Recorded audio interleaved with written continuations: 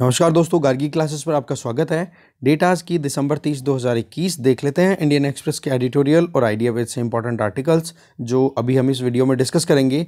First article जो हम discuss करेंगे वो रहेगा रिस्क एंड फ्लो। अभी आरबीआई के द्वारा एक रिपोर्ट रिलीज की गई है, report on trends and progress of banking in India 2020-21। तो बैंकिंग सिस्टम में अभी क्या सिचुएशन चल रही है एनपीएस को लेकर के, और साथ में क्रेडिट फ्लो को मेंटेन रखने के लिए जो भी इकोनॉमिक एक्टिविटीज़ हैं उनको एक प्रॉपर ट्रैक पे रखने के लिए आरबीआई के द्वारा क्या चीज़ें नोटिस की गई है या फिर बैंकों ने क्या अभी एक्टिविटीज़ परफॉर्म की है वो जानेंगे। दूसरा ये वाला आर्टिकल है सेफ कीपिंग ऑफ फिल्म्स। कल इससे रिलेटेड हमने एडिटर के ओपिनियन देख लिए थे। यहाँ पर अमृत गंगार के द्वारा लिखा हुआ ये आर्टिकल है जिसमें बताया जा रहा है कि इंडियन फिल्म हेरिटेज को बहुत ही सही तरीके से ढंग से स्टोर या फिर कह सकते हैं कि हमें इनके आर्काइव्स को सही तरीके से रिकॉर्ड्स को रखने की ज़रूरत है, जिससे कि अगर कोई रिसर्च करना चाहे तो उसकी हेल्प हो, और जिससे हम हमारी कल्चर को भी डिटेक्ट कर सके कि हाँ क्या एवोल्यूशनरी प्रोसेस रहा है। अगर पिछले 100-125 सालों की अगर बात करें कि जब से एक हमारे यहाँ पर फिल्में बननी शुरू हुई है, तो उस पॉइंट ऑफ व्यू से देखेंगे। सरकार के जो कदम है वो हमने देखे ही थे कि अलग अलग एंटिटीज़ को मर्ज करके एक सिंगल एंटिटी में कंबाइन किया जा रहा है। ठीक है, तो उस पॉइंट ऑफ व्यू से एक बार देखेंगे इस आर्टिकल को, थोड़ा सा और ब्रॉडर पर्सपेक्टिव तैयार होगा हमारा। इसके अलावा नेक्स्ट है द मूविंग ट्रायंगल। इस आर्टिकल में हम जानेंगे श्रीलंका में किस तरीके की इकोनॉमिक क्राइसिस अभी आ रहे हैं और उसमें इंडिया का क्या रोल है और चाइना का कितना कर्जा है श्रीलंका पर, समझेंगे इसको। फिर इसके बाद में देखेंगे अफस्पा इन पर्सपेक्टिव। अभी तक हमने जितने भी आर्टिकल्स डिस्कस किए उसमें ये थे कि क्यों अफस्पा को रिपील कर देना चाहिए। इस आर्टिकल में हम जानेंगे कि भाई रिपील करने से पहले क्या क्या चीज़ों को समझना ज़रूरी है, तो ये आर्टिकल भी हम देखेंगे। बाकी ये सेक्युलर प्रैक्टिस वाला आर्टिकल और नीचे यहाँ पर योगी आदित्यनाथ की सरकार के अंडर में यूपी में क्या क्या काम हुए इन पे एक बार मोटी मोटी जो हमारे लिए काम की चीज़ें हैं उन पे हम नज़र डाल लेंगे। ठीक है, तो चलिए देखते हैं डिटेल में जिन भी आर्टिकल्स को हमें देखना है। फर्स्ट आर्टिकल है रिस्क एंड फ्लो। देखो, रिजर्व बैंक ऑफ इंडिया के द्वारा अभी एक रिपोर्ट रिलीज की गई है जिसका नाम है trends and progress of banking in India 2020-21, जिसमें ये कहा है कि इंडियन बैंकिंग सिस्टम जो है वो कोविड का जो तूफान आया है उसमें जितना एक्सपेक्ट किया था उससे थोड़ा अच्छा परफॉर्म करता हुआ दिखा। बहुत ही ज़्यादा एडवर्स सिचुएशन होने के बावजूद भी सर्वाइवल कर गया।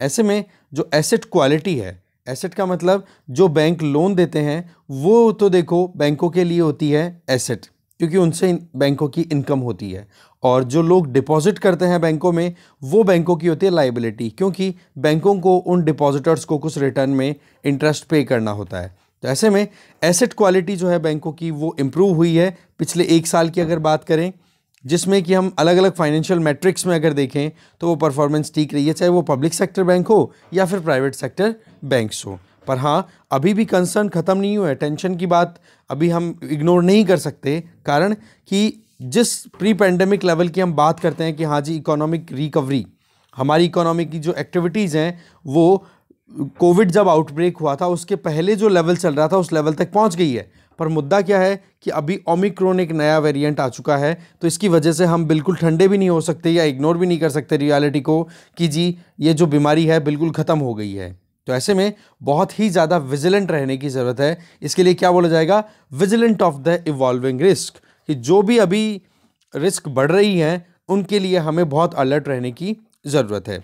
इसके अलावा आरबीआई ने वेंसडे को एक फाइनेंशियल स्टेबिलिटी रिपोर्ट भी रिलीज़ की है जिसमें यह है कि बैंक जो है वो लगातार अब बैड लोन्स को मैनेज करने में भी थोड़ा बहुत सक्सेसफुल हो रहे हैं, पर जो बैड लोन्स हैं वो बढ़ने की तरफ भी हैं।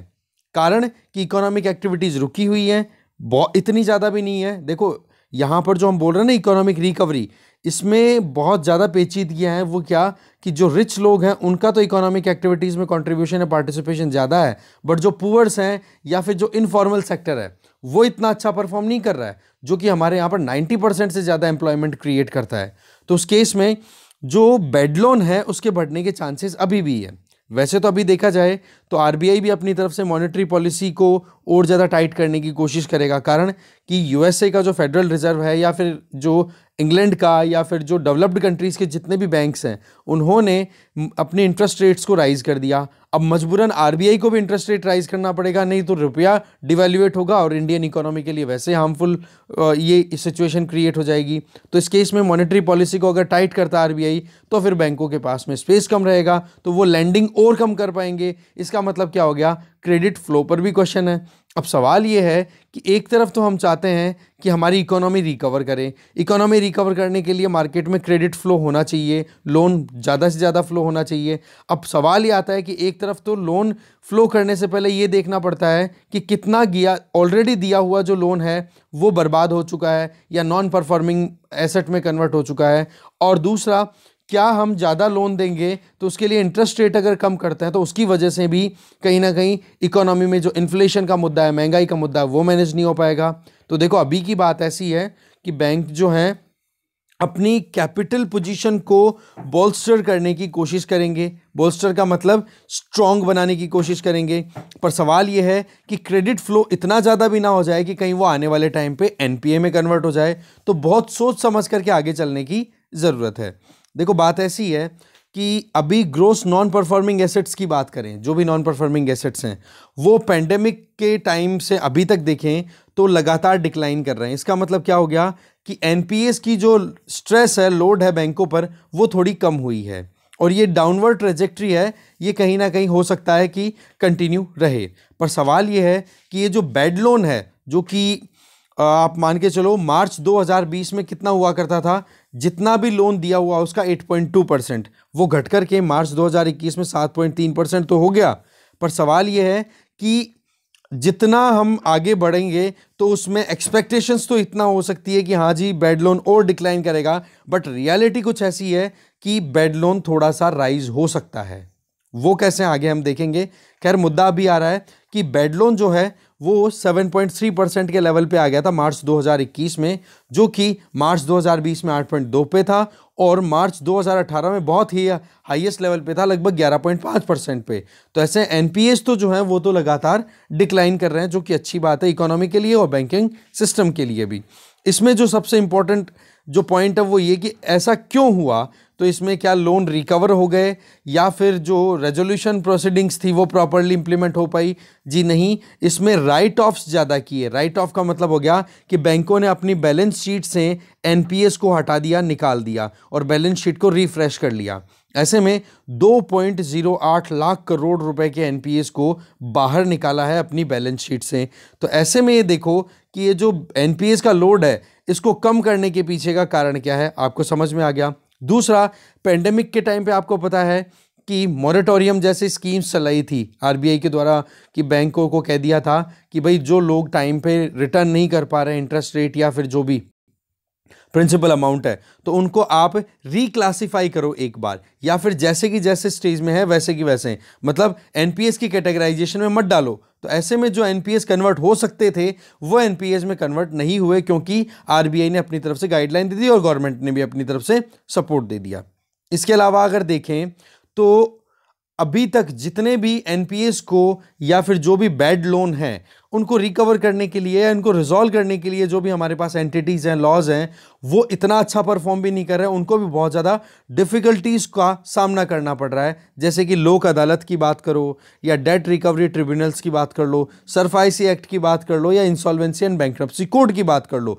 ये 3-4 हमारे पास में इंस्ट्रूमेंट्स हैं, तो इनकी जो रिकवरी की रेट है ना वो इतनी अच्छी परफॉर्म नहीं कर रही है। ये तो राइट ऑफ करना और जो एसेट्स का क्लासिफिकेशन है उसको एज इट इज मेंटेन रखा गया है, एनपीएस में कन्वर्ट नहीं होने दिया, क्योंकि पैंडेमिक की वजह से जो इकोनॉमिक डिस्ट्रप्शन आया तो आरबीआई ने भी ये कह दिया और गवर्नमेंट ने भी ये कह दिया कि भाई आप रिक्लासिफाई मत करो, अभी जो एसेट्स हैं उनको एज इट इज रखो, उनको एनपीएस की कैटेगरी में मत डालो। तो सवाल क्या है, तो जो डिक्लाइन है, जो एक वाकई में जो एनपीएज हैं उनसे पैसा निकलाने का जो ट्रेंड था वो लगभग 22% आ रहा था, जितना भी टोटल अमाउंट था एनपीएज का 2019-20 में जितने भी एनपीएज थे उनका लगभग 22% तक निकालना पॉसिबल हो पाया था, रिजॉल्व करना पॉसिबल हो पाया था इन अलग अलग इंस्ट्रूमेंट्स के बेसिस पे, जो कि 2020-21 में कितना हो गया, ओनली 14.1%। दैट मीन्स एनपीएस की रिकवरी इतनी अच्छी नहीं है, पर फिर भी हमारे एनपीएस कम हो रहे हैं। इसका जवाब आपको मिल ही गया, एक तो राइट ऑफ और एक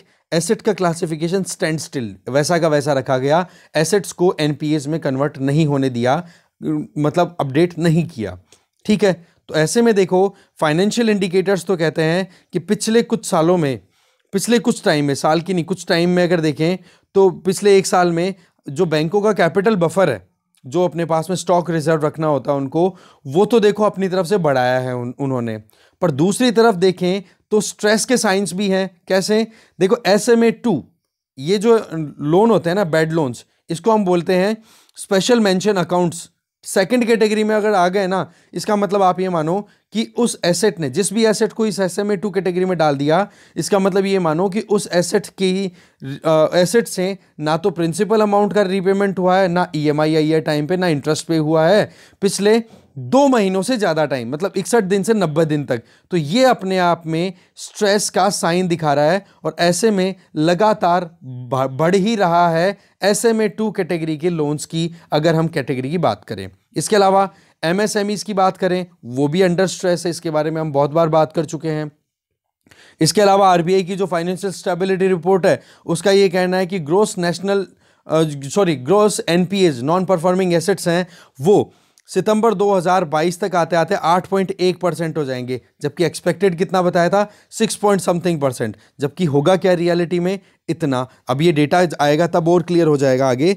तो मुद्दा क्या है कि देखो अभी बहुत ज़्यादा इकोनॉमी को हम देखें तो सिचुएशन अभी ठीक नहीं हुई है, अभी सिचुएशन बिगड़ती ही चली जा रही है, और अगर यही लाइन चलती रही तो एनपीएस और बढ़ जाएंगे। मतलब राइट ऑफ करने के बावजूद भी स्ट्रेस जो है वो कम नहीं होने वाली है एनपीएस की। तो इस केस में एक तो हमें इकोनॉमी को कंटिन्यू करना है, तो उसके लिए हायर कैपिटल इन्फ्यूजन करने की ज़रूरत है, जिससे कि लोन ज़्यादा से ज़्यादा दिए जा सके, और उन लोन्स को एक्टिव, उन लोन देने के बाद में जो वाकई में आउटकम निकलना चाहिए, जिससे कि एक तो रिटर्न पैसा आए बैंकों के पास में और इकोनॉमिक एक्टिविटीज़ बूस्ट हो इकोनॉमी में। तो ये चीज़ें हमें इंश्योर करने की ज़रूरत है। तो इसके लिए देखो जल्दबाजी करने की बजाय हमें सोच समझ करके आगे चलने की ज़रूरत है, क्योंकि हम चाहते हैं कि बैड लोन भी ना हो और लोन भी दिए जाएं और इकोनॉमी है वो भी रिकवर कर पाए। तो ये है पूरा मुद्दा, अभी जो सिचुएशन चल रही है बैंकिंग सिस्टम की एनपीएस को लेकर के। आगे चलते हैं। नेक्स्ट आर्टिकल है द मूविंग ट्रायंगल। देखो बात ऐसी है, श्रीलंका अभी इकोनॉमिक मेल्ट डाउन में फंसा हुआ है, बहुत बुरे हाल हैं। 1970 के बाद से इतने बुरे हाल पहली बार हुए हैं। इसके पीछे बहुत सारे फैक्टर्स हैं। सबसे पहली तो कि वहाँ की टूरिज्म इंडस्ट्री का बिल्कुल कोलैप्स करना, क्योंकि ईस्टर के दिन 2019 में वहाँ पर जो ISIS लेड एक टेररिस्ट अटैक हुआ था, उसकी वजह से वहाँ पर टूरिज़्म बहुत ज़्यादा कोलैप्स हो गया। और आप देखो वहाँ की इकोनॉमी के लिए टूरिज़्म बहुत ही ज़्यादा इंपॉर्टेंट है। एक revenue collection point of view से देखें तो टूरिज़्म इंडस्ट्री ही वहाँ पर सबसे बड़ा कंट्रीब्यूशन देती है। तो पहला तो ईस्टर वाला, फिर ये पेंडेमिक ने हालत ख़राब कर दी। इसके आगे देखो कि जब टूरिज़्म नहीं आएगा, फॉरेनर्स वहाँ घूमने नहीं जाएंगे, तो इसका मतलब वहाँ के फॉरेन एक्सचेंज रिजर्व की बात करें या फॉरेन एक्सचेंज में अर्निंग जो होती है फॉरेन करेंसीज में, वो डाउन हो गई। अब फॉरेन अर्निंग कम होगी तो सीधी सी बात है, श्रीलंका जो भी इंपोर्ट करता है उस इंपोर्ट के पेमेंट के लिए श्रीलंका के पास पैसा नहीं है, तो इंपोर्ट डिक्लाइन कर गया। और रिजल्ट क्या रहा, वहाँ पर जो ज़रूरत की खाने की जो चीज़ें थी वो भी इंपोर्ट करने में सक्षम नहीं रहा श्रीलंका, और बर्बादी आ गई। इसकी वजह से अब सीधी सी बात है, खाने की अगर शॉर्टेज है तो खाने की तो डिमांड लगातार बनी रहती है, तो इसका मतलब क्या हो गया, वहाँ पर रिटेल इन्फ्लेशन भी बढ़ गया। अभी स्काई रॉकेटिंग हो रही है, फूड प्राइसेस बहुत महंगाई हो चुकी है वहाँ पर। इसके बाद में रही सही में सरकार ने एक बड़ी गड़बड़ और कर दी कि ऑर्गेनिक फार्मिंग के ऊपर फार्मर्स को पुश किया। अब ऑर्गेनिक फार्मिंग जो होती है ना, इसमें देखो इनपुट कॉस्ट तो ज़्यादा हो जाती है, और प्रोडक्शन जो है ना, जो फर्टिलाइजर्स के बेस पे जो प्रोडक्शन होता है उसके कंपैरिजन में ऑर्गेनिक फार्मिंग में कम आता है। तो इसने और ज़्यादा हालत ख़राब कर दी। वहाँ पर जो पैडी हार्वेस्टिंग है चावल की, जो खेती है उसके ऊपर भी असर डाला और चाय की खेती पर भी। तो ऐसे में श्रीलंका का जो मेन एक्सपोर्ट है चावल और चाय वो भी डिक्लाइन हो गया, एक और कारण हो गया। इसके अलावा श्रीलंकन इकोनॉमी की और बात करें तो वहाँ पर इकलौती एक ऑयल रिफाइनरी है, वो भी क्या है कि इंपोर्ट नहीं कर पाने की वजह से रुक गई है वहाँ की रिफाइनरी भी, क्योंकि पैसा ही नहीं है श्रीलंका के पास में, तो कहाँ से क्या इंपोर्ट करेगा। इसके बाद में श्रीलंका की परिस्थितियाँ इतनी बुरी हो चुकी हैं कि जो एक्सटर्नल डेट है, कर्जा है, वो बढ़ गया है। आप देखो 2022 में श्रीलंका को 4.5 बिलियन डॉलर का कर्जा है वो रिटर्न करना पड़ेगा, और वो भी किसके लिए, केवल और केवल ये तो सॉवरन बॉन्ड्स को मेंटेन रखने के लिए। मतलब श्रीलंकन सरकार के द्वारा मार्केट में लॉन्च किए गए बॉन्ड्स, जिससे कि श्रीलंकन सरकार को पैसा मिला, वो पैसा रखने के लिए उन बॉन्ड्स के रिटर्न में कुछ ना कुछ तो उनको ब्याज देना पड़ेगा ना। जिन लोगों ने भी इन श्रीलंकन गवर्नमेंट के बॉन्ड्स में इन्वेस्ट किया है उनको वो ब्याज देने के लिए 4.5 बिलियन डॉलर्स की ज़रूरत है। तो इस केस में श्रीलंका के ऊपर एक और स्ट्रेस। फिर आ जाओ श्रीलंका के एक्सटर्नल डेट की, तो देखो इंटरनेशनल कैपिटल मार्केट में अगर देखें तो श्रीलंका बहुत ज़्यादा कर्जे के नीचे है, अगर उसकी इकोनॉमी के हिसाब से देखें, श्रीलंकन इकोनॉमी के हिसाब से देखें। इसके आगे देखा जाए कि इसमें एक बहुत बड़ा सवाल ये उठता है कि श्रीलंका पर तो यार चाइना ने बहुत ज़्यादा कर्जा कर दिया। तो एडिटर बोल रहे हैं कि भाई ये तो हमारी सोच ही है, बाकी श्रीलंका पर चाइना का कर्जा उतना ही है जितना कि श्रीलंका पर जापान का कर्जा है। मतलब जितना टोटल एक्सटर्नल डेट है ना श्रीलंका पर, उसका 10% तो चाइना मांगता है और 10% ही जापान मांगता है। तो इसके अलावा इंटरनेशनल मॉनेटरी फंड, जिन्होंने पहले सपोर्ट किया था श्रीलंकन इकोनॉमी को 2016 में, अब श्रीलंका भी इंटरनेशनल मॉनेटरी सपोर्ट की तरफ इतनी जल्दी जाना नहीं चाहता, कारण कि वो ऑलरेडी इस चीज़ को फंड को यूज़ करता है। तो देखो आपको पता है कि आईएमएफ और वर्ल्ड बैंक अगर किसी की हेल्प करते हैं ना, तो वो पहले अपनी कंडीशंस इंपोज करते हैं, और उन कंडीशंस में सबसे इंपॉर्टेंट चीज़ क्या होती है जो हम भुगत चुके हैं, वो है एलपीजी पॉलिसी। वैसे तो इसका फ़ायदा हुआ है, नुकसान भी बहुत है, पर फ़ायदे भी बहुत हुए हैं। जब से हमने लिबरलाइजेशन, प्राइवेटाइजेशन, ग्लोबलाइजेशन अडॉप्ट किया इंडिया में 1991 में, LPG policy, new economic policy जो अडॉप्ट की थी, एग्जैक्टली वैसी कंडीशन से श्रीलंकन गवर्नमेंट में इंपोज करेगा अगर आईएमएफ से वो मॉनेटरी सपोर्ट लेते हैं तो। पर वही चीज़ है, श्रीलंका अभी बहुत कुछ जल्दबाजी में नहीं करना चाहता है कि आईएमएफ को हमें अप्रोच करना पड़े। नहीं तो आपको पता है कि यूएसए और वेस्टर्न कंट्रीज की पकड़ है आईएमएफ और वर्ल्ड बैंक पे, और यूएसए श्रीलंका को बार बार ह्यूमैनिटेरियन क्राइसिस को लेकर के या ह्यूमन राइट्स वायलेशन को लेकर के श्रीलंका को आड़े हाथ लेता रहता है यूनाइटेड नेशन सिक्योरिटी काउंसिल में और यूएन में, अगर हम जनरल बात करें तो मुद्दा क्या आ जाता है कि श्रीलंका कैसे मैनेज करेगा इन सारी सिचुएशन को। तो देखो वहाँ के प्रेसिडेंट गोटाबाया राजपक्षे ने तो ये कहा है कि देखो चिंता की बात कोई नहीं है, इंडिया और चाइना के साथ में हमारी बात चल रही है और हमारा फॉरेन एक्सचेंज रिजर्व है वो राइज हो जाएगा। इसमें देखो उन्होंने ये कहा है कि सेंट्रल बैंक जो है श्रीलंका का बोला वेंसडे के दिन कहा उन्होंने कि हमारे पास में $3.1 बिलियन का रिजर्व तो हो जाएगा, और रही सही में जो कि पिछले महीने के कंपैरिजन में $1.6 बिलियन के कंपैरिजन में ज़्यादा है। मतलब एक महीने के अंदर अंदर $1.6 बिलियन से $3.1 बिलियन पे श्रीलंका का फॉरेन एक्सचेंज रिजर्व पहुंच गया, पर उसके बारे में कोई एक्सप्लेनेशन उन्होंने दिया नहीं। फिर स्पेकुलेशंस लगने लग गई, भैया ऐसा कैसे हुआ, तो पता पड़ा कि चाइना के साथ में मार्च 2021 में $1.5 बिलियन का एक करेंसी स्वैप किया था। मतलब श्रीलंकन करेंसी उन्होंने दे दी चाइना को, और चाइना से मांग लिए $1.5 बिलियन कि भाई हमें दे दो, हमारा कर्जा एक बार हम मैनेज कर लें। इसके आगे फिर मुद्दा आ जाता है दिल्ली के साथ रिलेशन के। देखो इंडिया ने पहले लाइन ऑफ क्रेडिट की पहले ही बात करती थी, एलओसी की, वो ऐसे कि श्रीलंका को पैसे की ज़रूरत हो उस हिसाब से वो पैसा यूज़ कर सकता है, और जितना श्रीलंका पैसा यूज़ करेगा उसी का इंटरेस्ट इंडिया को पे करना पड़ेगा। मतलब श्रीलंका पे करेगा इंडिया को, ठीक है। तो ऐसे में सेकेंड लाइन ऑफ क्रेडिट भी अपनी तरफ से बात बोल दी इंडिया ने, इंडिया कमिट कर रखा है। पर वही चीज़ है कि श्रीलंका जिस तरीके से चाइना के पॉकेट में जाके बैठा है, उस तरीके से इंडियन रिलेशंस जो है अभी कहीं ना कहीं क्वेश्चन मार्क में थे कि श्रीलंका जो है वो तो चाइना को ज़्यादा एंटरटेन कर रहा है, और इंडियन ओशियन में जो चाइनीज़ डोमिनेंस है उसमें श्रीलंका का बहुत बड़ा रोल है ना। तो अभी क्या है कि इंडिया से बातचीत की है श्रीलंका ने, और उसमें ऑयल इंपोर्ट्स को भी अब इंडिया अपनी तरफ से सपोर्ट प्रोवाइड करेगा। तो ऐसे में देखो अभी आने वाले टाइम पे श्रीलंका में एक ऑयल टैंक लोकेशन है, ऑयल टैंक फार्म है, जो लोकेटेड है त्रिनकोमली में, ठीक है। अब त्रिनकोमली में ये स्ट्रेटेजिक ऑयल टैंक फार्म बनेगा, इसमें ये एक जॉइंट डेवलपमेंटल एक्टिविटी होगी इंडिया और श्रीलंका के बीच में। तो ये अपने आप में इंडिया की वहां पर बहुत इंपॉर्टेंट पकड़ कंसिडर की जा सकती है, जो कि जहां तक है श्रीलंका के एनर्जी मिनिस्टर हैं उनका ये कहना है कि जनवरी में ये डील है फाइनलाइज हो जाएगी और इंडिया यहां पर इस ऑयल टैंक फार्म को, ऑयल टैंक का मतलब रिजर्व करने के लिए, अब सीधी सी बात है एक इकोनॉमी के लिए एनर्जी बहुत इंपॉर्टेंट होती है और एनर्जी में क्रूड ऑयल का बड़ा इंपॉर्टेंट रोल है, तो उस केस में उसका स्टोरेज के लिए बोले हम इंडिया के साथ डील करेंगे और यहाँ पर स्टोरेज कैपेसिटी को और ज़्यादा मॉडर्नाइज करने की बात की जा रही है। तो ऐसे में इंडिया श्रीलंका रिलेशंस में एक ये नई लाइन और नया एक चैप्टर शुरू होगा, जो कि दिल्ली और बीजिंग के बीच की जो राइवलरी है, जिसमें कि तीसरा एंगल बन रहा है कौन सा, श्रीलंका, कि भाई श्रीलंका में चाइना की बहुत ज़्यादा रोल प्ले हो रही है, तो उसको कंटेन करने में या फिर उसको काउंटर करने में इंडिया की अपने आप में आप कह सकते हो स्ट्रेटेजिक अपॉर्चुनिटी है, ठीक है जी। तो ये मुद्दा था श्रीलंका इंडिया का और श्रीलंका की इकोनॉमिक सिचुएशन के बारे में पूरी डिटेल हमने जानी। आगे चलते हैं अब। नेक्स्ट आर्टिकल है अफस्पा इन पर्सपेक्टिव। इस आर्टिकल को देखो लिखा है राजेंद्र प्रकाश जी ने। इनका ये कहना है कि चाहे कश्मीर वैली की बात करो, चाहे नॉर्थ ईस्ट की बात करो, चाहे नक्सल इम्पैक्टेड एरिया की बात कर लो, हर जगह पे अगर देखा जाए तो अफस्पा को लेकर के क्वेश्चंस रेज किए जा रहे हैं कि भाई इस armed forces special power act को रिपील कर दिया जाए। पर सवाल यह है कि इस एक्ट को रिपील करने से पहले एक बार देखा तो जाए कि ग्राउंड लेवल पे सिचुएशन क्या है।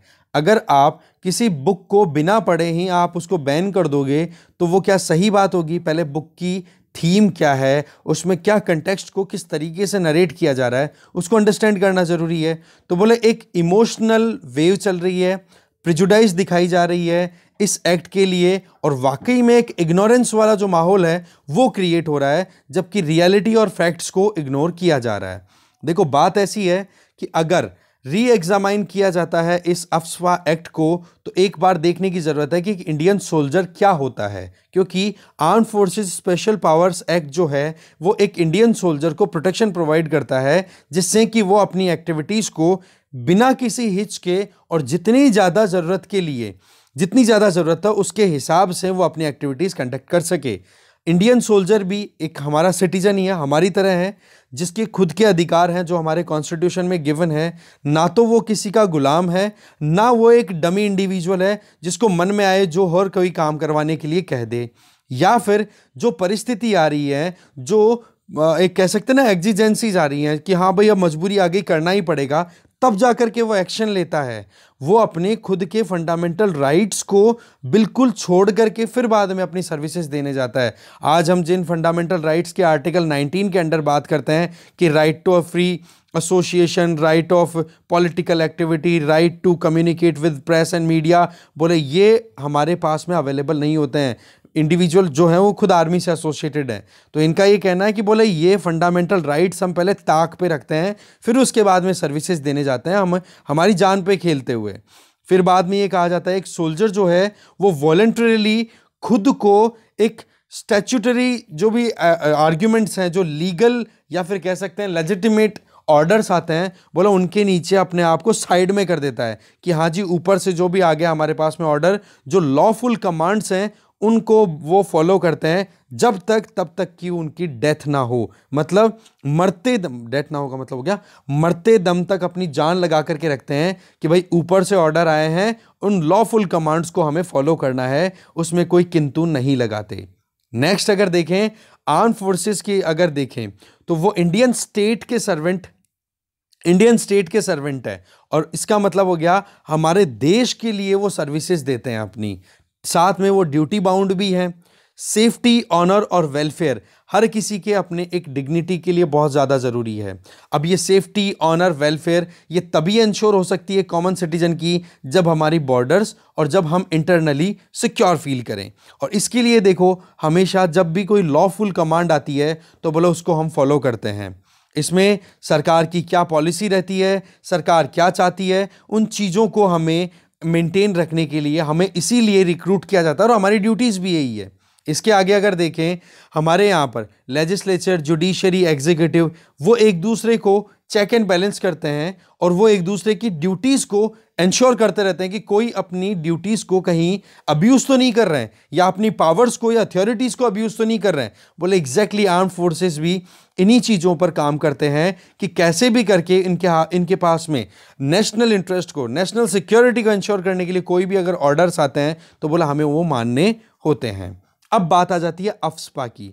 देखो बात ऐसी है कि जब कभी कोई वॉर की बात आ जाए, कोई इंटरनेशनल बॉर्डर पे अगर हम लड़ाई करें तो देखो हमें पूरा का पूरा कोई इशू आता नहीं है लड़ाई लड़ने में, पर मुद्दा जब आ जाता है इंटरनल इश्यूज का, तब जाकर के हमें थोड़ा सा हमें हमारी सिक्योरिटी भी इंश्योर करनी पड़ती है, और पर्सनल मतलब प्राइवेट सिक्योरिटी की बात भी करनी पड़ती है, पर साथ में दूसरी तरफ हमें हमारे जो फेलो सिटीजन्स हैं उनकी प्रोटेक्शन भी करनी होती है।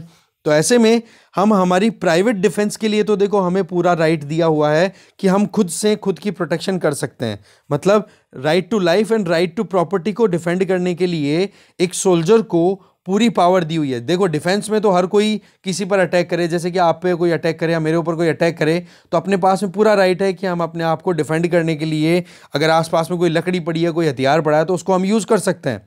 तो वो चीज़ तो देखो सोल्जर्स को भी है, पर सवाल ये आ जाता है कि जब किसी कुछ सिटीजन्स पे कुछ मिलिटेंट टेररिस्ट हैं वो मिलकर के और अटैक करते हैं और जिसकी वजह से इनोसेंट लोगों की डेथ हो जाए, और उस केस में अगर एक सोल्जर वहां पर देखे और वहां पर इंटरवीन करे उन एक्टिविटीज को कंट्रोल करने के लिए या कॉम्बैट करने के लिए, तो बोलो उस केस में उस सोल्जर के खिलाफ में कितनी लंबी कार्रवाइयां चल सकती है वो आप समझ ही नहीं सकते। एक नॉर्मल आदमी के लिए सोचना बहुत मुश्किल है, कारण कि वो कई साल बीत जाते हैं कि वो अपने आप को खुद को डिफेंड कर सके। इसके आगे जब सिविलियंस को डिफेंड करने की बात आती है इंटरनल सिक्योरिटी के मुद्दे पे, तो वहां पर जो एडमिनिस्ट्रेटर होता है, जैसे कि मजिस्ट्रेट की बात करें तो मजिस्ट्रेट जब भी कोई सिक्योरिटी इशू आता है तो आर्मी को कॉल कर सकता है कि आ जाओ और मेरे डिस्ट्रिक्ट में आकर के मैनेज करो, ये सिचुएशन थोड़ी सी बिगड़ती चली जा रही है। तो उस केस में मजिस्ट्रेट का होना वहां पर प्रेजेंट होगा और मजिस्ट्रेट ही वहां पर ऑर्डर्स देगा कि कब क्या कहां करना होगा। मतलब हर एक स्पोर्ट पे मजिस्ट्रेट या उसके रिप्रेजेंटेटिव प्रेजेंट होंगे, जिससे कि आर्मी को जो काम करना है वो प्रॉपर ऑर्डर्स मिलते रहें। और इससे क्या होगा, वो क्या हो गया, वही बात हो गई कि लीगल या फिर एक अथॉरिटेटिव कमांड मिले तो उसको फॉलो करने में हमें प्रॉब्लम नहीं है। पर सवाल यह है कि एक बार आप जहां पर इंसर्जेंसी फैली हुई है, टेररिस्ट एक्टिविटीज फैली हुई है, नक्सलिज्म फैला हुआ है, मिलिटेंसी फैली हुई है, वहां पर क्या कोई मजिस्ट्रेट आएगा वहां पर मेन स्पॉट पर और क्या ऑर्डर करेगा? क्योंकि मजिस्ट्रेट को अपनी खुद की सिक्योरिटी देखना भी जरूरी है। इसके आगे अगर देखें तो मजिस्ट्रेट तो प्रेजेंट हो तो उसके पहले देखना पड़ता है कि सिक्योरिटी कंसर्न कितना है। मजिस्ट्रेट पे भी अटैक हो सकता है उस केस में, ये मिलिटेंसी टेररिस्ट एक्टिविटीज के लिए। तो बोला वहां पर कोई भी एक मिलिट्री कमांडर होगा और वो अपने हिसाब से जो साथ में जो आर्मी पर्सनल्स हैं उनको फिर बाद में ऑर्डर्स देगा। तो सवाल क्या आ गया कि जब हमारे ऊपर अचानक से अटैक होता है ना, या फिर एकदम से हमें कोई स्पाई मिलती है या फिर कोई हमारे पास में हिंट मिलता है, इंटेल मिलती है कि ऐसे कुछ एक्टिविटीज़ कंडक्ट होने वाली है, टेररिस्ट एक्टिविटीज़ कंडक्ट होने वाली है, तो इस केस में हमें वहाँ पर कोई मजिस्ट्रेट नहीं होता जो ऑर्डर कर दे। वहाँ पर हमारे मिलिट्री कमांडर या आर्मी चीफ हैं या फिर जो मेन कमांडिंग ऑफिसर होता है वो ही वहाँ पर ऑर्डर देता है और ऑन द स्पॉट वहीं पर काम करना पड़ता है। तो आप उसको क्या अनलॉफुल कमांड बोल दोगे?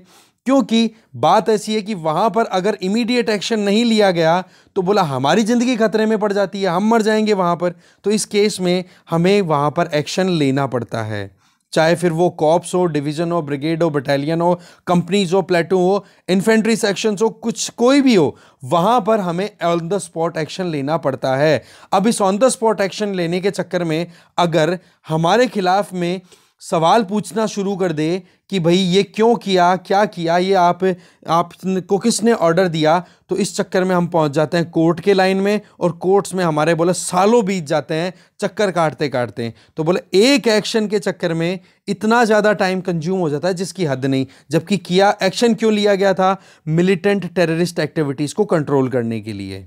तो ऐसे में मुद्दा आ जाता है कि भाई क्या सोल्जर्स को या आर्मी को इन बेसिक फंक्शंस को परफॉर्म करने के लिए इंतजार करना होगा कि जी ऊपर से ऑर्डर आएंगे तब जाकर के ही हम काम करेंगे। ऑन द स्पॉट भी तो डिसीजन लेना पड़ता है ना। तो बोला इसीलिए 1950 वाला जो दशक था, 1950 से 60 के बीच का, उस टाइम पर arm force special power act जो था वो मतलब इंप्लीमेंट होना शुरू कर दिया था। तो बोले ये एक्ट हमें प्रोटेक्शन इसीलिए देता है कि ऑन द स्पॉट सिचुएशन की ग्रेविटी देखते हुए हमें वहां पर एक्शन लेने से सोचना ना पड़े। नहीं तो क्या होगा, हम जब तक वेट करेंगे तब तक तो पता नहीं सिक्योरिटी को कितना ज्यादा हार्म पहुंच चुकी होगी। तो ऐसे में चाहे नागा हिल्स हो, चाहे कश्मीर की बात करो, चाहे असम की बात करो, या अरुणाचल प्रदेश के कुछ जिलों की बात कर लो, तो बोला ऐसे एरियाज हैं वहां पर हमें ऑन द स्पॉट डिसीजन लेने पड़ते हैं। वहां पर हम सिविल एडमिनिस्ट्रेशन की ऑर्डर्स की अगर वेट करेंगे ना, बोला तब तक तो नॉर्मल सी रिस्टोर करना ही फेल हो जाएगी, पॉसिबल ही नहीं होगी। तो इस केस में एक बार आप सोच समझ करके डिसीजन लो कि अफस्पा को अगर रिपील करने की बात भी कर रहे हो तो ये तो सोच लो कि अगर रिपील हो गया तो वहां पर एक्शन लेने में आर्मी कितनी हिचकिचाएगी, और ये टेररिस्ट, मिलिटेंट एक्टिविटीज को कंडक्ट करने वाले, या जहां पर भी जो इंडिविजुअल डिसरप्शन क्रिएट करते हैं नेशनल सिक्योरिटी के लिए, वो बोला उनको कंटेन करना ही दुश्वार हो जाएगा। तो ऐसे में पॉलिटिकल सॉल्यूशन जहां पर नहीं निकलता है वहां पर फिर आर्मी को बुलाया जाता है, और यही मेन मुद्दा है कि आर्मी को फिर वहां पर अपने हिसाब से अपने एक्शंस लेने पड़ते हैं। अब एक सिंपल सी बात बताओ, जैसे ताज होटल की बात करें। अब ताज होटल पे जो अटैक हुआ था उस केस में वहां पर पुलिस ने अपनी तरफ से पूरे एफर्ट लगाए पर नहीं टैकल हुआ, तो फिर वे कमांडोज को बुलाना पड़ा कि नहीं पड़ा। तो वो सारी सिचुएशन क्या होती है, अब ताज होटल के अंदर थोड़े ना मजिस्ट्रेट जाकर के ऑर्डर देगा कि हाँ जी अब तुम इधर जाओ या तुम इधर जाओ या फिर यहाँ पर ये काम करना है। वो तो इंस्ट्रक्शन क्या बुला लिया, अब आप अपने हिसाब से टैकल करो भाई। अब उसमें कुछ सिविलियंस को कैजुअलिटी भी होती है और वहां पर टेररिस्ट्स को भी पकड़ा गया, मारा भी गया। तो बोले इस तरीके से बोले काउंटर इंसर्जेंसी ऑपरेशन जब हम कंडक्ट करते हैं ना, तो उसके लिए हमें बहुत सोच समझ करके, हम वैसे ही बहुत सोच समझ करके चलते हैं।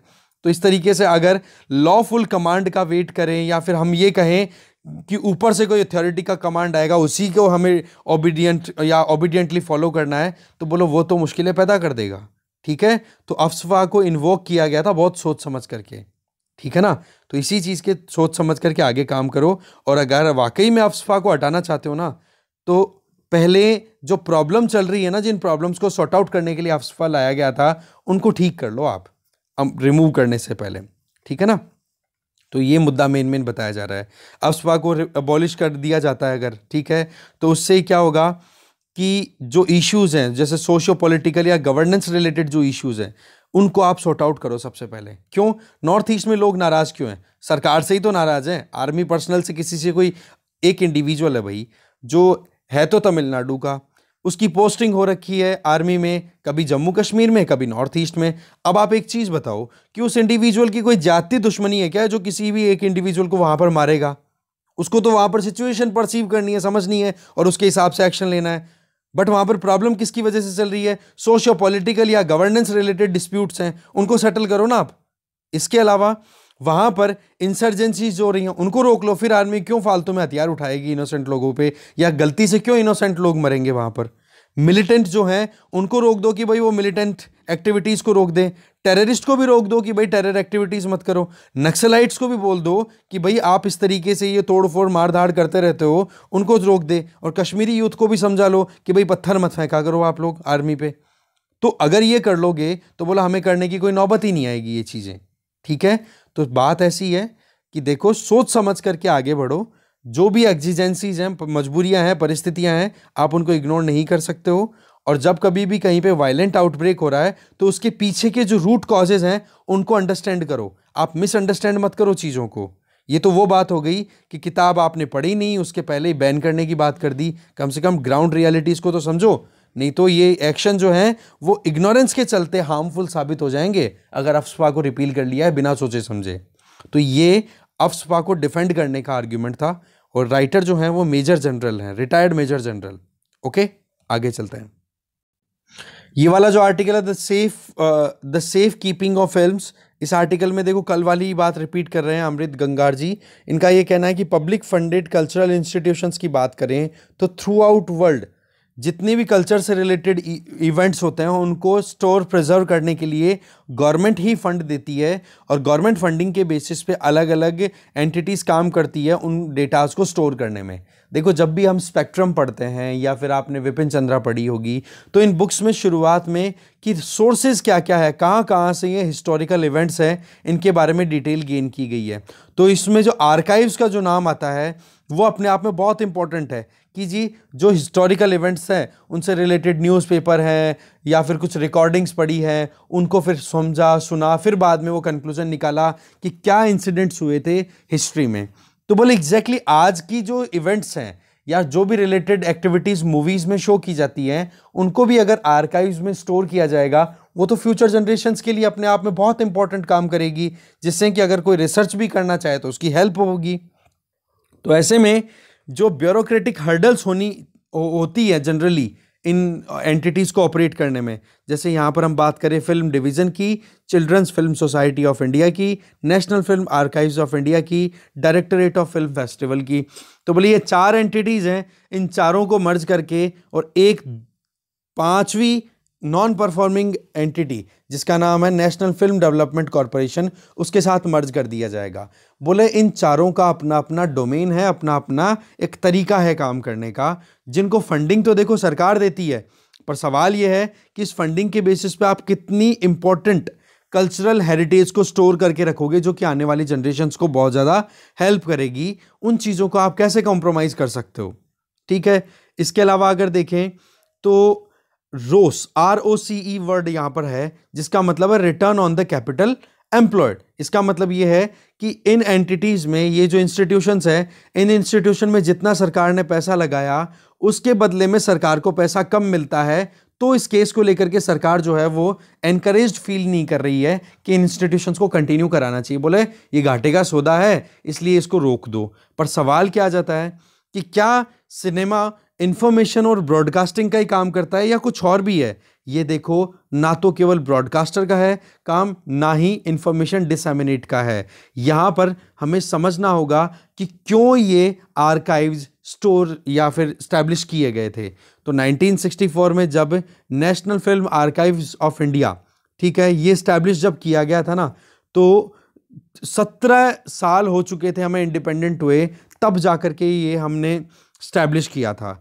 जिसमें अगर रियलिटी देखें तो जो पुरानी पिक्चर्स हैं जिनमें हम बोलते हैं कि जी आलम आरा बहुत पुरानी मूवी है, पहली टॉकीज़ मूवी है, राजा हरीशचंद्र, इनके बोला ऐसी कई मूवीज़ हैं जिनके रिकॉर्ड्स ही हमारे पास में अवेलेबल नहीं है, कारण कि उस टाइम पे प्रॉपर प्रिजर्वेशन किया नहीं गया रिकॉर्ड्स का। इसके अलावा बोला बहुत सारी पिक्चरों की जो नेगेटिव्स थी, बोलो वो ही पेरिश हो गई, ख़राब हो गई। आज इंडिया में लगभग 7500 से ज़्यादा फिल्में बन चुकी हैं अलग अलग मेजर लैंग्वेजेस में। उनको प्रिजर्वेशन की ज़रूरत है, स्टोरेज की ज़रूरत है, नहीं तो क्या होगा, मुश्किलें ये हैं कि फ्यूचर में अगर कोई अपनी रिसर्च करके और एक हिस्ट्री क्रिएट करना चाहे कि हाँ वाकई में इंडिया में कहाँ से कब कौन सी मूवीज़ का फेज़ आया था। जैसे मैंने कल बताया था आपको कि मूवीज़ हमें हमेशा समाज का एक आईना होती है, समाज को आईना दिखाती रहती है कि हमारे समाज में क्या प्रॉब्लम चल रही है, किन चीज़ों को हमें करेक्ट करना है। अभी देखो जैसे रिसेंटली मूवी आई जय भीम करके, आपने मूवी देखी हो, तो जय भीम में क्या दिखाया गया है कि कहीं ना कहीं समाज की रियलिटी बताई गई है कि ऐसी कुछ परिस्थितियां प्रिवेल करती हैं। वो बात सही है कि उस मूवी का फिर ऑब्जेक्शन भी हुआ था, बोला कि हम इतनी एट्रोसिटीज़ कहाँ करते हैं, पर फिर भी एक हिंट तो मिलता है ना कि हमें वाकई में सोशल एविल्स को टैकल करने की ज़रूरत है, डिस्क्रिमिनेशन, अनटचेबिलिटी, इन सारी चीज़ों को, जबकि कॉन्स्टिट्यूशन में ये वैल्यूज एनविसाज्ड हैं। इसके अलावा 1913 से लेकर के 1914 के बीच में बोले बहुत सारी मूवीज़ बनी, उनका कोई प्रोटेक्शन ही नहीं है, कुछ ही नहीं किया गया। फिर इसके बाद में यूथ जो हैं वो ये सोचते हैं कि क्या करेंगे स्टोर करके इन मूवीज़ का, पर सवाल ये है कि मूवीज़ जब स्टोर होके रहेंगी तो इससे पता तो पड़ेगा ना कि क्या आगे हम और अच्छे से कर सकते हैं, किस तरीके की हमारी हिस्ट्री रही है, और हिस्ट्री को बिना जाने हम कैसे प्रेजेंट को करेक्ट कर सकते हैं। हम भी तो इसीलिए हिस्ट्री की बुक्स पढ़ते हैं। यूएसए में लगभग 30 से ज़्यादा फिल्म आर्काइव्स हैं जहाँ पर वो स्टोर करके रखते हैं कंटेंट को जो मूवी से संबंधित है। बोला हम यूएसए से ही सीख सकते हैं कि कितना कुछ ज़रूरी है प्रोटेक्शन करना। वो तो एक डेवलप्ड कंट्री है, क्यों प्रोटेक्ट करते हैं? क्योंकि सीधी सी बात है, हिस्टोरिकल, कल्चरल और एस्थेटिक जो एक कंट्रीब्यूशन है सिनेमा का, उसको प्रिजर्व करना बहुत ज़्यादा ज़रूरी है। जैसे कि हम कहते हैं कि वसुधैव कुटुंबकम, दैट मीन्स पूरा विश्व हमारा एक परिवार है। तो उस केस में हमें ये चीज़ समझनी है कि भाई फिल्मों में जो कुछ भी शो किया जा रहा है उसको हम इग्नोर ना करें, वहाँ पर भी बहुत सारी सच्चाइयाँ निकल के आती हैं। तो देखो बात यह है कि वो स्टूडेंट कोई रिसर्च करना चाहे उसमें भी हेल्प मिले। इसके आगे फिल्म डिवीज़न स्टैब्लिश हुआ 1948 में, ठीक है। इसमें भी कुछ ऐसा ही काम था कि इंडिपेंडेंस के बाद में जितनी भी फिल्म मेकर्स के द्वारा मूवीज़ बनी, उन मूवीज़ को स्टोर करना, प्रिजर्व करना। इसके आगे बताया जा रहा है कि CFSI, इसका भी बहुत इंपॉर्टेंट रोल रहा है मूवीज़ को प्रिजर्व करने में। बोला केरला में एक सेपरेट के मुंबई में बोला एक मेडिकल एसोसिएशन है, ठीक है, कंदीवली मुंबई में ही है। कंदीवली मेडिकल एसोसिएशन के डॉक्टर्स ने मिलकर के एक अपनी खुद की एक आर्काइव बनाई, और उस आर्काइव के बेसिस पे क्या था कि बड़ी स्क्रीन लगाई कॉलोनी में, और उन स्क्रीन पे मूवीज़ देखने के लिए बच्चों को बुलाया जाता, और लोग जो हैं वो बहुत ही चाम के साथ में मूवी देखने के लिए आते हैं। और वहाँ पर आते हैं ना, तो उनके बीच में एक दूसरे के बीच में इंटरेक्शन भी होता है, मास गैदरिंग भी होती है। तो बोला उस टाइम पे हम मोनेटाइजेशन के बारे में इतना नहीं सोच रहे थे, मतलब हर चीज़ को पैसे से तोलना शुरू कर दोगे तो फिर मुश्किलें ज़्यादा बढ़ती हैं, फिर हर चीज़ में केवल पैसा ही काम करेगा। तो बोला पैसे की बजाय हमें हमारी हेरिटेज को प्रिजर्व करना भी बहुत ज़्यादा ज़रूरी हो जाता है। इसके आगे जो फिल्म फेस्टिवल को कंडक्ट करने के लिए नेशनल फिल्म डेवलपमेंट कॉरपोरेशन है, या sorry national film archives of India NFAI है, तो वो उसने भी अपनी तरफ से बहुत इंपॉर्टेंट रोल प्ले किया। आज मुंबई में इंटरनेशनल फिल्म फेस्टिवल है, या फिर हर एक स्टेट में अपना एक फिल्म फेस्टिवल ऑर्गेनाइज होता है जिसमें इंटरनेशनल मूवीज़ को शो किया जाता है। क्यों शो किया जाता है जी? एक तो ये कि क्या ट्रेंड चल रहा है मूवीज़ का, दूसरी ये कि किस तरीके से सोसाइटी में इश्यूज़ को टैकल किया जा रहा है और कैसे नए इवेंट्स अभी निकल के आ रहे हैं। इसके आगे इसमें दादा साहब फाल्के अवार्ड भी दिया जाता है सिनेमा में अच्छे परफॉर्मर्स को, तो बोला वो भी मत दो फिर, तो इसकी क्या ज़रूरत है, सही है ना। तो ऐसे में ये सारी एंटिटीज़ काम करती है ministry of information and broadcasting के अंडर में। तो देखो बहुत सोच समझ करके काम करने की ज़रूरत है।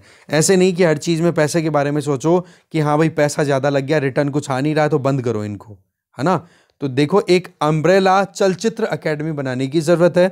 दूसरी, केरला में ऑलरेडी एक केरला स्टेट चलचित्र अकेडमी चल रही है, तो इसी लाइन पे और बाकी स्टेट्स भी अपने हिसाब से अपनी अपनी चलचित्र अकेडमी बना सकते हैं। इससे क्या फ़ायदा होगा कि लोकल जो मूवीज़ बनती है, जैसे गुजरात की गुजराती कॉन्सेप्ट की मूवीज़, मराठी मूवीज़ कितनी बनती हैं, तो उनका भी अगर प्रिजर्वेशन प्रोटेक्शन आर्काइव्स के तौर पे लोकली होने लग जाएगा तो उसका फ़ायदा वहाँ के लोकल्स को और मिलेगा।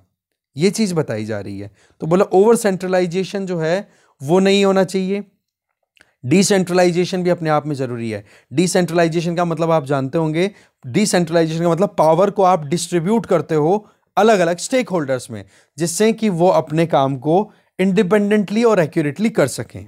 ठीक है, आगे चलते हैं। फिर जो ये नेक्स्ट आर्टिकल है that is related to secular practices. देखो इसमें इंदिरा गांधी और अटल बिहारी वाजपेयी जी से रिलेटेड डिबेट अभी दिखाया जा रहा है। रिसेंटली अभी एक हरिद्वार में एक पार्लियामेंट और एक कॉन्फ्रेंस शुरू मतलब हुई थी, जिसमें मुस्लिम्स को लेकर के इस तरीके के रेडिकल स्टेटमेंट दे दिए गए थे वहाँ पे साधुओं के द्वारा। तो उसको लेकर के बोले एक कंट्रोवर्सी चल पड़ी है, तो इसी चीज़ को लेकर के वो रिकॉल कर रही हैं। तो मुद्दा क्या आ गया सेक्युलरिज्म का। तो सेक्युलरिज्म से रिलेटेड देखो पूरा एक चैप्टर है जो पॉलिटिकल थ्योरी वाली बुक है ना 11th की, उसमें वो सेक्युलरिज्म का पूरा चैप्टर है, उसको एक बार ज़रूर पढ़ना, बड़ा अच्छा चैप्टर है, शानदार है। दूसरा यहाँ पर वेलफेयर मैंडेट योगी आदित्यनाथ के द्वारा। तो देखो यूपी की परफॉर्मेंस से रिलेटेड है, तो इस आर्टिकल को जो भी यूपी के स्टूडेंट्स हैं ना वो एक बार ज़रूर देखेंगे, ठीक है, क्योंकि इसमें कुछ चीज़ें ऐसी हैं कि कौन कौन सी स्कीम्स गवर्नमेंट ने वहाँ पर इम्प्लीमेंट की। जैसे एक तो है 1 डिस्ट्रिक्ट 1 प्रोडक्ट, कि हर एक डिस्ट्रिक्ट का एक प्रोडक्ट होगा जिसको कि प्रमोशन मिलेगी। इससे बोला उस प्रोडक्ट से रिलेटेड जितने भी उस डिस्ट्रिक्ट में ऑपरेट होने वाले MSMEs हैं उनको भी बहुत ज़्यादा प्रमोशन मिलता है, उसका फ़ायदा उस स्टेट की इकोनॉमी को मिलता है। बोले एग्जैक्टली वो की वो चीज़ यूपी में की गई। तो ये चीज़ें बताई जा रही है, तो एक बार इस पर आप खुद नज़र डाल लोगे। तो देखो इस डिस्कशन में जो भी था वो हमने देख लिया। Thank you very much for watching this video.